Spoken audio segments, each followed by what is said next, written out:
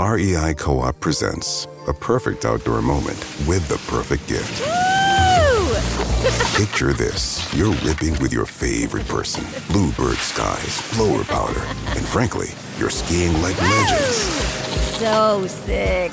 Another lap? Thanks to REI's curation, from lid to sticks, you nailed the gift. No way. How'd you know? Does it get more perfect than that? Give without guessing. Shop in store or visit rei.com. The French Revolution set Europe ablaze. It was an age of enlightenment and progress, but also of tyranny and oppression. It was an age of glory and an age of tragedy. One man stood above it all. This was the Age of Napoleon. I'm Everett Rummage, host of the Age of Napoleon podcast. Join me as I examine the life and times of one of the most fascinating and enigmatic characters in modern history. Look for the Age of Napoleon wherever you find your podcasts. Welcome to Ben Franklin's World, a podcast about early American history with Liz Covart. The study of history is key to understanding who we are and how we can affect a better future. Ben Franklin's World will introduce you to historical people and events that have impacted and shaped our present-day world. And now, here's your host, Liz Covart. Hello, and welcome to episode 102 of Ben Franklin's World, the podcast dedicated to helping you learn more about how the people and events of our early American past have shaped the present-day world we live in. Today, we travel west to Kentucky and to what early Americans called the Illinois Country, a region located roughly between present-day Indiana and Missouri. And we're going west so we can explore the life and deeds of George Rogers Clark, who led a portion of the Virginia and Kentucky militias to capture and hold the Illinois Country during the American War for Independence. William Nestor, a professor of government and politics and environmental studies at St. John's University, and author of George Rogers Clark, I Glory in War, will serve as our guide. During our exploration, Bill reveals who George Rogers Clark was, the Illinois Country, and why Clark felt the Patriots needed to capture and hold the territory during the War for Independence, and how George Rogers Clark almost came to lead an early version of the Corps of Discovery. But first, this is a special episode. And it's special because it's a listener request. Although most episodes that air now are listener requests, this was the very first listener request I ever received. As you may know, the first episodes of Ben Franklin's World posted on October 7, 2014, and the day the show launched, I was visiting with my grandmother. As I worked on my laptop to make sure that everything had launched smoothly, Grandma inquired what I was doing. Naturally, we had a conversation about what podcasts are, why I started one, and what a few of my future episodes would be, and then Grandma asked, could I do an episode on George Rogers Clark? I said, sure, Grandma, I can do that. Famous last words. It's taken almost 2 years to find someone who could speak about George Rogers Clark and that was willing to be interviewed for this show. And since Grandma's initial request, others have written in and tweeted me about doing an episode on George Rogers Clark. So needless to say, I felt a lot of pressure to do this episode. And I think it was worth the wait. So here it is, Grandma, your much-awaited episode on George Rogers Clark. I really hope you enjoy it, and know that I offer it to you as your birthday present, because you keep telling me that you don't need any more stuff for your house. So here's a gift for your brain. Happy birthday, Grandma. Are you ready to venture west into some of the frontier places of early America? Let's go meet our guest historian. With tidings and wisdom to share about our early American past, here is this week's special guest. Joining us is a professor of government and politics and environmental studies at St. John's University.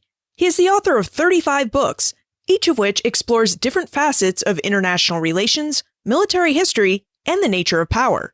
Today, he will discuss details from one of those books, George Rogers Clark, I Glory in War, which won the Army Historical Foundation Award for Best Biography in 2013. Welcome to Ben Franklin's World, William Nestor. Well, thank you, Liz. Thanks so much for having me. It's a pleasure to be here. In George Rogers Clark, Bill claims that George Rogers Clark was one of the greatest generals in the American War for Independence. Bill, would you briefly tell us who George Rogers Clark was and why you think he was one of the greatest generals in the War for Independence? So general perhaps isn't quite the right word. He was one of the greatest military leaders of the War for Independence. He became a general later in the war, but he was a brilliant warrior and leader of men. He was highly charismatic, and he literally could whip up his followers to, at one point, go through a week of wilderness trek and capture a British fort. So general perhaps isn't quite the right word, but as a military leader, he was at the top of the American level. Why do you think that Clark was able to whip up, as you put it, his followers so effectively? What made him a good leader of men? Well, his charisma, his endurance, his physical prowess, his mind. He was a great tactician and strategist. And again, he was able to motivate his men to extraordinary feats. Let's explore the life of George Rogers Clark in more detail, so we can learn more about his accomplishments and see if we can discover how he became such a good leader. Bill, would you tell us about Clark's childhood and education? The family grew up in eastern Virginia. He was tutored as a boy. He learned surveying as a profession, but got away from that. He was highly intelligent, and he simply had an innate understanding of human nature and used that both in war and diplomacy. You mentioned that Clark grew up in Virginia. In your book, you note that Kentucky played a large role in Clark's life and wartime accomplishments. Would you tell us about Kentucky in the 1770s and what brought Clark to settle there? Kentucky was part of Virginia. It was an undeveloped part. The first Americans began to go there in the 1760s into the 1770s, the long hunters, people like Daniel Boone, who spent months, sometimes even more, in that land. Now, that land was the so-called dark and bloody ground. It was a neutral ground between the Indians north of the Ohio River and Indians below that, like the Cherokee and the Choctaw and the Chickasaw. So they would use that as a hunting ground, and then these Americans came along, and Clark first went there in 1772 as a surveyor. He went down the Ohio River and began to survey the lands there. And he was so enamored of what he saw that he staked claims there himself. He next went down in 1774, but that was amidst Lord Dunmore's War, which is a war between the colony of Virginia and the Indians of the Upper Ohio Valley. So he participated in that war. In 1774 was when the first permanent settlement was founded in what is now Kentucky, Harrodsburg or Harrodstown, and then Boonesboro, founded by Daniel Boone the following year. So slowly, 1774, it becomes ever more settled in what is now central Kentucky. And Clark was one of those early pioneers there. And then when the war with Britain broke out, 1775, he was a militia captain. And then he rose up the ranks from there. Yeah, let's talk about the War for Independence in Kentucky. Would you tell us about the dangers Kentucky faced during the War for Independence? Because it really seems like Kentucky should have been far enough removed from the danger of the war, given its distance from the eastern seaboard. Well, the dangers were incessant, and they were from Indians supplied and sometimes led by British officers. And so there were continual Indian raids, mostly from north of the Ohio River, but occasionally from the Cherokee and even the Chickasaw from the south. And so Kentucky settlers were in a constant state of tension and often faced, Indian attacks throughout their time there. What role did George Rogers Clark play in preparing and defending Kentucky from war? Well, in 1776, he played a critical role in that the settlers, who now numbered several hundred, were almost out of gunpowder. So he and another guy, a guy named John Jones, trekked eastward and went all the way to Williamsburg, then the capital of Virginia, and pleaded for gunpowder from then Governor Patrick Henry. And he supplied it, and they were able to take it back there. And that was Clark's first meeting with Governor Patrick Henry. And then the following year, he would go back to Kentucky and pitch his idea for the conquest of the Illinois country. He would carry the war north of the Ohio River against the British and Indians there. In your book, George Rogers Clark, you made it clear that Clark became convinced that if he was going to protect the West, to protect Kentucky, he had to secure the Illinois country. Would you tell us about the Illinois country? Where was it and who lived there? Well, the British Governorate east of the Mississippi River, it's between the Mississippi and Wabash rivers. Those are the present boundaries of the modern state of Illinois. But at that time, there were just a few settlements, originally settled by the French. And then after the French and Indian War, the British and Americans conquered that. It became part of the British Empire. And so Clark's idea is to take the war to the enemy. And by capturing the settlements in what is now Illinois, he could plug that particular corridor through which the Indian tribes attacked settlers in Kentucky. So that's a good example of his strategic vision. He was thinking in large terms. It was not simply, how do we defend immediately our settlements here in Kentucky? What's the big picture? And Clark really excelled at that, which is what made him a first-rate American military leader and eventually general. It seems like there was a lot of interest in the Illinois country during the mid to late 18th century. You have French settlements, Spanish settlements, British settlements, and American settlements, plus all of the Native American groups that happened to live there. Why did everyone want to possess the Illinois country? What made it so special? Well, strategically, you have the confluence of two rivers, the Ohio with the Mississippi. So northeast of that is the Ohio country, mostly French settlers. So their loyalty to Britain was superficial at best. And so Clark's conception is that you can sway them to the American side and form this bulwark against the British further north. And Detroit is really the base of operations for the British in the Northwest. So taking Illinois is the first step, ideally to eventually taking Detroit. Was Clark right? Was the Illinois country really important for the Americans to capture and hold during the War for Independence? Symbolically, yes, it certainly was. But the negotiations were in Paris. And both the British and the Americans, you might recall that Benjamin Franklin, eventually John Adams, were critical players in the negotiations for the end of the war. The American team and the British diplomatic teams really didn't know clearly what was going on in that part of the world. Their interests were elsewhere. That was the secondary theater to them. Reports would trickle back both from the British side and the American side that yes, Clark had captured parts of this or that the British were trying to retake it. But it wasn't a primary concern, but it became critical because in the Treaty of Paris, which ends the American Revolution, whereby the British grant independence to the United States, the British recognize the United States all the way to the Mississippi River. And certainly Clark's conquest of what is lower Illinois was an important part of that. But he never went beyond that. Okay. But nonetheless, it was an important part of why we ended up not at the Appalachian Mountains, but at the Mississippi River at the end of the war. Now that we know what the Illinois country was and the importance it had for Kentucky and the United States, would you tell us what actions Clark took to secure the region? In 1777, he went back from Kentucky to Williamsburg, and he talked Governor Patrick Henry into trying to capture that Illinois country. And so Patrick Henry was able to get the Virginia Assembly to allocate a certain amount of money and military supplies, give him a mission as a lieutenant colonel at that time to organize an expedition that would go down the Ohio River and eventually up to take that territory. So on July 4th, 1778, Clark had led his men overland from southern Illinois to Kaskaskia. Kaskaskia is roughly across the river from Saint Geneviève in Missouri today. And he captured Kaskaskia essentially without any bloodshed. And then he sent a contingent up to take Cahokia. Cahokia is east of the Mississippi, just across from St. Louis. He sent another contingent by boat up the Wabash to take Vincennes. So he had secured that land in this coup pretty much bloodless, and was able to rally the French and the local Indians behind that acquisition, that takeover. How many men did Clark have to accomplish his bloodless coup with? Because it sounds like his forces must have been very spread out across the Illinois country. Well, he's got roughly 175 men, most of which are in Kaskaskia. I think he had a contingent of about 25, 30 that took over Vincennes. All these posts are lightly held.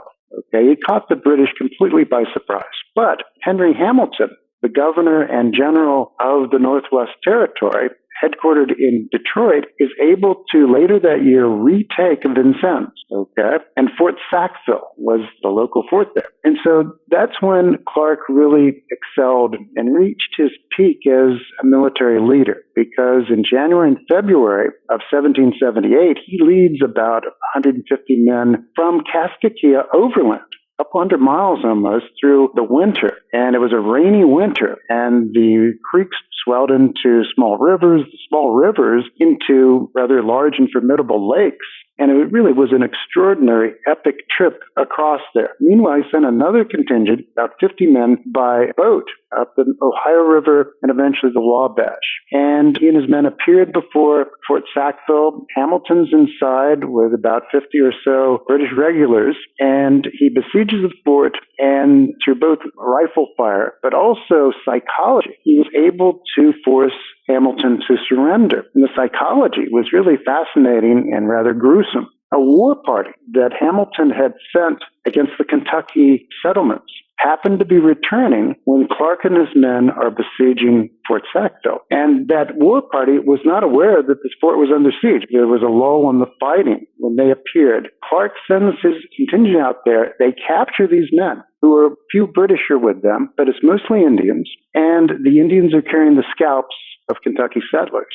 So Clark lines up these men, and it's not clear who exactly was the executor, but someone buried a tomahawk in the heads of several of these men in view of the fort with the obvious message, this will be your fate unless you don't surrender soon. And that's eventually what Hamilton did. Now, Hamilton is known by the Americans as the hair buyer because he would ransom both prisoners that were brought back, but also he would pay for scalps brought from the dead bodies of American settlers in Kentucky. He would supply the Indians with arms and ammunition and other things they needed to keep going back down south of the Ohio and attack the settlers there. So capturing Hamilton and recapturing Vincennes was enormously important below to the British west of the Appalachians in the Ohio Valley. Native Americans usually played a large role in American frontier warfare. What role did they play in this British and American fight for the Illinois country? Most of the tribes are fighting for the British,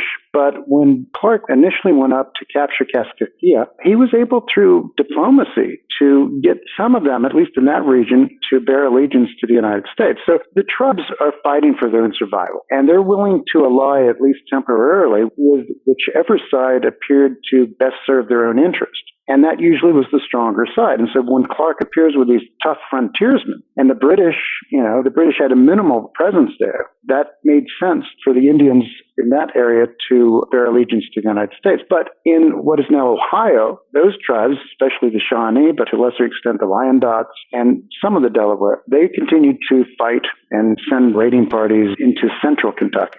How and what did the colonial settlers in the region think about the fight for and around their homes? Well, they're fighting for their very survival, and the French settlers, as I mentioned earlier, bear no sentimental ties to Britain, so they were willing to side with the Americans just as the Indians were in that area, because it simply was in their interest to do so. But the trouble was that Clark and other frontier commanders had trouble getting supplies to them. So their allegiance, both the French settlers and the Indians, began to falter. And so it was a very tense situation throughout those years. So the Americans are occupying that land. Now think about more recent wars in which the United States has occupied an alien population. Many of the same things were present at that time. People who don't want you there to begin with, but have to deal with the fact that you're the most powerful player now. But they're looking both to their immediate term, how do we prevent ourselves from being robbed or even killed by these invaders? And over the long term, how can we get rid of them? And if we can't get rid of them, how do we accommodate ourselves to them? So some things are just constants in history, and Clark played a major role in this whole occupation. This seems like a complicated occupation for Clark because the British are in Detroit and Canada looking down upon him. He's trying to occupy a large territory with a total of 175 men. The local, mostly French settler population doesn't seem to be at all fond of him or the American cause. And there are a lot of different Native American groups with their own diplomatic and political agendas. Yeah, here again, Clark was a great military and diplomatic leader. He didn't speak any Indian languages. He had never lived with the Indians, but he knew intuitively and from simply interacting with them how to deal with them both through a show of strength and force, but also through generosity. Okay, and sort of playing good cop, bad cop at the same time, at the same conferences.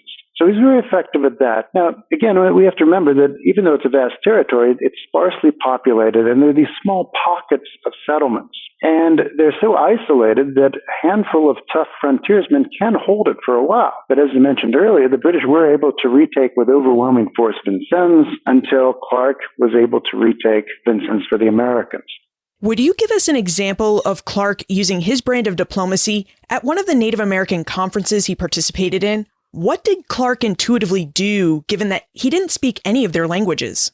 Well, he's working with interpreters, and he was very eloquent in getting into the rhythms and the images of how Indians conducted diplomacy. Very poetic in many ways. I'll give you an example from one of his counsels. Again, playing both tough guy and both a benefactor and a potential destroyer of them. At one point during a conference, he took some wampum and he ground it under his heel, before the rather shocked participants, both Indian and American. But after that, he became more conciliatory, So again, a lot of it was bluff because certainly in the Illinois country, the Americans were outnumbered by both the Indian and French. So you had to use a lot of sort of chutzpah or bluff in trying to keep them quelled. And so he was very effective at that. Did George Rogers Clark ever attempt to go after the British position in Detroit and remove them from the region completely? Detroit was his goal, his ultimate goal, because if he were able to capture Detroit, the headquarters, the base of operations for the British west of the Appalachians, that would pretty much effectively end the fighting in that part of the continent. It would stop to a trickle the Indian raids against the American settlements. But unfortunately, he was never able to get within a few hundred miles of Detroit. He launched a couple of expeditions into what is now southwestern Ohio. Most notably, he was able to capture and destroy the Shawnee village of Piqua, which is now roughly where Springfield, Ohio is today. But that was the closest he got to Detroit. It was just too far. He had too few supplies, too few men to make that march northward. After Charles Cornwallis surrendered at Yorktown, war between Native American, Loyalist, and Patriot fighters continued to rage. On March 2nd, 1782, a group of Pennsylvania militia slaughtered 90 Native American Moravians at Gnaddenhutten. Bill, would you tell us about the ramifications of this massacre for George Rogers Clark and his fellow Kentuckians? The ramifications for Clark were not direct because at this point he has made his own headquarters at Louisville, further down the Ohio Valley. But there were expeditions which were from Pittsburgh and from northern Kentucky, which tried to go up and attack the Indians in central and even northern Ohio. There was one expedition that got as far as Sandusky, but it was cut off and largely cut to pieces. And there was vengeance there for these Indians who were Moravian Indians. They were peaceful Indians. They were Christians, Moravian Christians who were slaughtered by these frontiersmen. And so those who were captured during the Sandusky campaign, the Americans who were captured were tortured to death very gruesomely by the Indians there, which were a collection of tribes, Shawnee, Wyandot, and Delaware. Part of the Delaware were those Moravian Indians who were slaughtered in Quantinutten. Scholars like to say that the American War for Independence was a civil war between Britons and British Americans, but it also seems like there was a civil war raging between settlers living in the frontiers and the Native Americans who lived around them, especially when we look at massacres like the one at Gnaddenhutten and retaliatory raids that came after. Bill, is it appropriate for us to view the War for Independence as a civil war in this settler versus Native American context? Certainly, it was a war within a war, a civil war within the larger international war. The international war was between the American people and the British people. The Civil War was between the Loyalists and the Patriots, who were Americans. And so some of the tribes were caught in between, including the small band of people, those Moravian Indians at Gnaddenhutten, who happened to be on the war trail between the upper Ohio region and central Ohio and northern Ohio. And tragically, horrifically, one of the American expeditions simply slaughtered them because, for various reasons, they didn't want to go further than that. Slaughtered these innocent people. And it's just one of the great tragedies of that war and American history. I believe about 100 men, women, and children who were pacifists and Christians were killed during that terrible incident. By the time that Great Britain and the United States agreed to the terms of the Treaty of Paris 1783, the people in Kentucky and Illinois region had lived hard frontier lives, and they had lived through a violent war. George Rogers Clark likewise lived through this harsh, violent period. He fought for the Illinois country with few men, few supplies, and often in inclement weather. So, Bill, what happened to Clark after his wartime experiences? Clark's career and life peaked in his 20s. That was during the American Revolution. And from there, for the next 40 years, it was a steady downhill decline with some real plummets along the way, most notably that terrible amputation following a stroke. And so he spent the last 40 years embittered and often would go off on these rants It wasn't a happy life that Clark led, and because his family was so loving, they gave him the support he could, but it must have been difficult even for them to deal with him at times. He had this incredible series of triumphs during the Revolution and just a series of small and major tragedies thereafter. In George Rogers Clark, you mentioned that Clark had a lot of financial problems after the war because of his efforts to supply his troops during the war. Would you tell us about his financial problems? Both Virginia and the United States government were deadbeats, in a sense, not paying him back. Now, part of it was Clark's problem. He was not a bookkeeper, and so he would make these requisitions, but he didn't have the documentary proof of them. He just had claims after the war. And, of course, any bureaucracy has to deal with real documents. They can't simply take people's word for what they claim to have spent. Ironically, after Clark died, the Virginia government paid, I think, $30,000, which is an enormous sum at the time, to the Clark family. And if they had done so in the 1780s rather than long after his passage, he died in 1818, that might have been enough to change his life in many positive ways, but that simply didn't happen. Between the mid-1780s and late 1790s, Clark became involved in conspiracies with France and Spain. Bill, would you tell us about these conspiracies? And what drove Clark, a famed and respected general, to turn his back on the United States? Was it his financial problems? Every phase of Clark's life is fascinating in its own way. He was very embittered after the war because he felt that both the Virginia government and the American government had let him down. He had all these debts that he had incurred in trying to supply his men, signing these vouchers for ammunition, for food, for uniforms, and so forth, and neither Virginia nor the American government would compensate him. So he was very embittered at that. And there was all this land possibly for the taking west of the Mississippi. It happened to be part of the Spanish Empire. He became one of the first so-called filibusters, groups of Americans who tried to take over foreign lands. First, he wanted to grab parts of the Spanish Empire, actually conquer it. But then this character, one of the more nefarious characters in American history, a guy named James Wilkinson, who was in the American Revolution, he was no hero. He was no military leader in a combat role. He was a politician within the army that through his own charisma rose to become a general. But in the mid-1780s,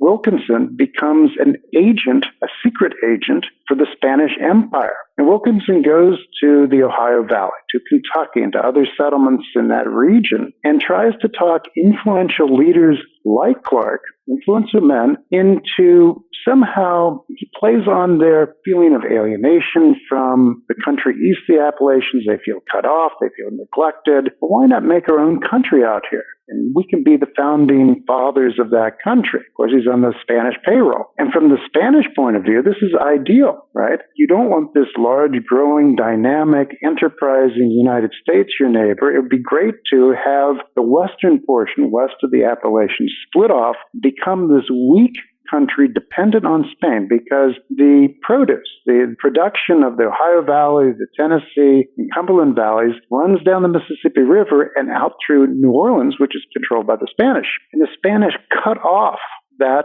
trade route, trying to provoke those Americans to either give in to the Spanish and revolt against the American government, or at least contain them there. Okay, so Wilkinson is trying to play on that resentment. And Clark, sort of unwittingly at this point, becomes part of that general attitude. Now, for a while, Clark actually petitioned the Spanish government to found a colony within the Spanish Empire in the Mississippi Valley. What that would have entailed, Clark would have organized a group of settlers who would go and settle there, in return for which they would claim allegiance to Spain and convert from Protestantism to Catholicism. So essentially, they would turn their backs on their own country, immigrate, and become members of another. And then he flips from that during the French Revolution. The French Revolution starts 1789, becomes increasingly radicalized. Eventually, these revolutionaries depose their own monarchy. They execute their king, decapitate their king, and then their queen, and end up going to war against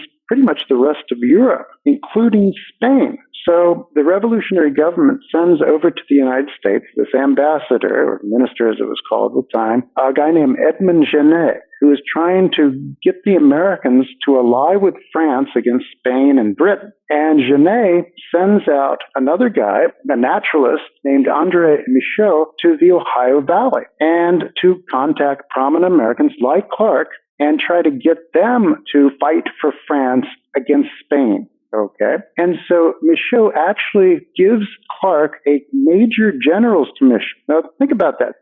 Clark actually had a higher rank in the French army than he had in the American army, where he was just a brigadier general. Clark's job was to organize an expedition that would descend the Ohio Valley, attack first New Madrid, which is in Missouri, capture that strategic point, then work northward up the west bank of the Mississippi River till he captures St. Louis. Having secured upper Louisiana, Clark would then descend the Mississippi River and capture lower Louisiana, pretty much from Natchez, Mississippi today, all the way down to New Orleans. That was the plan. But he was thwarted in that. First of all, President Washington issues a proclamation of neutrality. The United States would remain on the sidelines from the wars raging across Europe between revolutionary France and all these countries, these monarchies that are determined to destroy that republic. And as a consequence, any Americans who aided either side would be considered in violation of American law. So this scheme of Clark was rendered illegal. And there were other things that happened as well. So none of his schemes during the late 1780s into the 1790s involving somehow taking over parts of Spanish Louisiana came to fruition. But it occupied a lot of his time. And even worse, he ended up losing ever more money, going deeper into debt to creditors as he tried to organize these schemes, which none of them paid back a penny. We've discussed that Clark had a lot of debt at the end of the war, and that his debts made him embittered towards life in the United States. But what did Clark do that caused President John Adams to want to arrest him under the Sedition Act of 1798? Yeah, under the Sedition Act, it's one of the more gross violations of the Constitution. Essentially, this law outlawed the First Amendment, freedom of speech and freedom of assembly and freedom of the press, and that anybody who said or published anything critical of the government was liable to arrest. Well, here's Clark speaking out strongly against the American government and associated with all these schemes, these filibustering schemes in the Mississippi Valley. So for a year, Clark had to go into hiding in St. Louis. He actually lived in St. Louis in Spanish territory during that time. Very little is known about just what he did. There's almost no documented evidence at that time. But eventually, after the law sort of went into abeyance, Clark came back to Louisville, Kentucky with his family. What was Clark's life like after his exile? How did his friends, family, and neighbors in Kentucky treat him? Well, fortunately, he has a very supportive and extensive family, the Clark clan in a sense, and they've got homes in the Louisville area. Clark himself has started his own settlement just across the Ohio River from Louisville in what becomes known as Clarksville. He's got his own home there, but he's frequently back staying with his relatives there. And so this is a long period of decline for Clark, and a very sad and frankly pathetic time. His alcoholism worsens. At one point, he suffers a stroke in 1809. This is at his home in Clarksville. I think he's got a slave that takes care of him up there. He's pretty much living by himself. He suffers a stroke, and his leg is badly burned in the fireplace and has to be amputated. And from then on, basically, he lives with his relatives, first with his sister Fanny and their family in Louisville, and then later he spends his last years out at Locust Grove, this beautiful plantation, which is still there. It's a state park in Kentucky, and that's where he spends his final 9 years. Leg amputated, deeper alcoholism, dependent on his family for his care. Before we move into the time warp, there's one more aspect of Clark's life we should really explore. After the War for Independence, Virginia released Clark from his command, and he retired to Kentucky. During his retirement, Clark corresponded with Thomas Jefferson, and Jefferson invited him to lead an exploration of the West. Bill, would you tell us how George Rogers Clark almost came to lead the Corps of Discovery years before Meriwether Lewis and Clark's younger brother William set out for the Pacific? It's a fascinating story. George Rogers Clark and Thomas Jefferson had this long-distance and times more close relationship times when Clark went to Virginia and was able to meet with Jefferson. Each admired something in the other that he was lacking in himself. Clark really looked up to Jefferson's erudition and learning and sophistication. And Jefferson looked at Clark as this quintessential frontiersman, explorer, and fighter. And Jefferson, he grew up in the shadow of the Blue Ridge Mountains. He was fascinated with the natural world. He was fascinated with geography. From an early age, Jefferson was thinking, what lays beyond the Appalachian? What lays beyond the Mississippi? He was looking at the crude maps of that time, dreaming of somehow getting across the country. And Clark was the man to do it. possibly. And so after the war, Jefferson wrote a letter to Clark saying, well, I'm thinking of this expedition to go to the Pacific. Would you be interested? And Clark said no. Okay, he was then involved in all sorts of business schemes in Kentucky. He was petitioning the American government for compensation. He had written all these bad checks, frankly, during the war to supply his men. He wanted compensation for that. From a practical point of view, an expedition across the country simply was not possible at that time. This was one of Jefferson's great visions that eventually a generation he would be able to launch and fulfill through Clark's younger brother, William. But at the time, none of this was a possibility. By the time, a generation later that it was a possibility, George Rogers Clark was in his 50s and in declining health. He was addicted to alcohol at that time. He was in no condition to lead any expedition, but his younger brother, William, was. William, of course, teaming up with Meriwether Lewis to lead that epic journey 2.5 years across the continent and back. But the original idea was planted by Jefferson with George Rogers Clark. Ed would like to know what influence George Rogers Clark had on his brother William. Just give you a little background. It was a prolific family, the Clarks. There were 6 boys and 4 girls who lived to adulthood.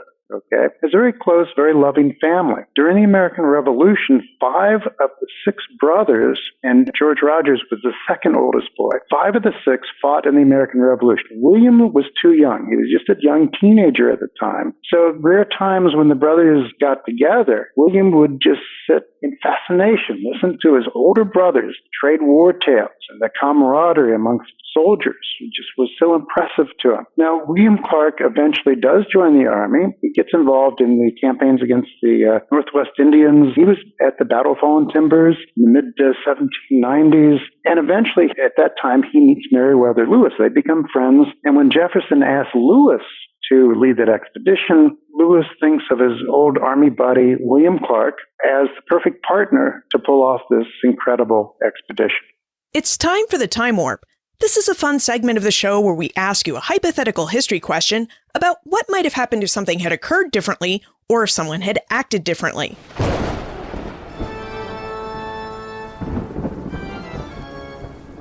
The Time Warp. Historians can't predict the future, but they can speculate about what might have been. In your opinion, what might have happened if British Major Henry Hamilton had known that Clark and his men were planning to attack Fort Sackville and retake Vincennes in February 1779? Would Hamilton and his men have repelled Clark's attack? If so, how would British possession of Vincennes and presence in the Illinois country have affected the American War for Independence? That's a fascinating question, Liz. And Clark and his men, after this week trek through the wilderness, this rain-sodden wilderness from Kaskaskia to Vincennes, the last part was the toughest. They had to get over the rain-swollen Wabash River. And they were able to do so. We don't have time, unfortunately, to go into the fascinating details, but eventually able to get some boats and get across the river. But once they got on the east side of the river where Vincennes was, they were vulnerable. They were exhausted. Probably most of their gunpowder was soaked. Their guns were all rusty. Had Hamilton somehow become aware of their presence at that time and been bold enough to set forth, so there was a corps of British regulars, he would have had to rouse the local French militia. Had they gone, they might well have captured Clark and his men when they were most vulnerable. And had they done that, well, the British would have secured that segment rather than lost it. And that would have been known in Paris during the negotiations at the end of the war. And it might well have meant the British kept the Northwest rather than ceded it to the United States. And that would have had an enormous effect on American development. Now, eventually, the Americans might well have retaken that or taken that in the subsequent 1812 war, okay, because the causes of the 1812 war would have been the same if the British had the Northwest, but we'll just never know. But that certainly would have shifted the balance of power in the Ohio Valley and thus shifted the consciousness and importance of that Northwest territory for the British and American diplomats in Paris. A really interesting question, Liz. Each of your 35 books explores some aspect of international relations, military history, and the nature of power. What will book 36 explore? Well, I just finished a book called Winston Churchill and the Art of Power. And so I'm trying to find an agent who hopefully can get that published. So if we have any agents in the audience, give me a call, please. where is the best place to look for more information about you and how we can contact you if we still have questions about George Rogers Clark or if we think we want to be your next agent? I teach at St. John's University, and you're welcome to email me, mrw@stjohns.edu, or you can enroll at St. John's and take some of my classes. We can always use some new good students. William Nestor, thank you for taking us through the life of George Rogers Clark and some of his accomplishments. Liz, thank you. It was a pleasure, and once again, I can't give you enough compliments for your wonderful Ben Franklin's World. Keep up the great work. George Rogers Clark lived an interesting and hard life. Born in Virginia, he set out for Kentucky in his late teens to practice the trade of surveying. And while surveying Kentucky lands, Clark fell in love, so he made a claim and he settled on some Kentucky lands. Like many settlers, Clark found life in Kentucky hard. He had to clear land, build a house, and establish a farm. Plus, he also had to protect himself. The region proved to be a dangerous place, as tensions between Anglo-American settlers and Native American peoples often gave rise to armed conflict. And at times, imperial politics exacerbated this violence. This certainly proved to be the case during the American War for Independence. Now, rather than merely defend his home and neighbors in Kentucky, Clark went on the offensive during the War for Independence. He took the initiative to pitch Virginia Governor Patrick Henry for troops and supplies to capture and hold the Illinois country, a country important for both the British and Native Americans. Then, with about 175 men, Clark improbably accomplished his goal. He secured the region and worked to hold it until peace with Great Britain came. It's in part because of George Rogers Clark's actions that the United States secured Western lands from Great Britain in the Treaty of Paris 1783. Of course, as Bill noted, it would take a second war with Great Britain, the War of 1812, before the United States could firmly hold and govern those lands. You can find more information about Bill, his book George Rogers Clark, plus notes for everything we talked about today on the show notes page, benfranklinsworld.com/102. Although I prefer to listen to podcasts on my smartphone, Grandma likes to listen to episodes of Ben Franklin's World on her iPad. Either way, the Ben Franklin's World iOS and Android apps have us covered, because both of us can listen to episodes of Ben Franklin's World on our preferred devices and know that we won't miss an episode. The apps are free, and you can find them at your favorite app store. Finally, do you have a show topic request for Ben Franklin's World? Why not tell me about it? Send your requests to liz@benfranklinsworld.com, tweet me @LizCovart, or post a comment on the show notes page or in our listener community on Facebook. And remember, never leave till tomorrow that which you can do today.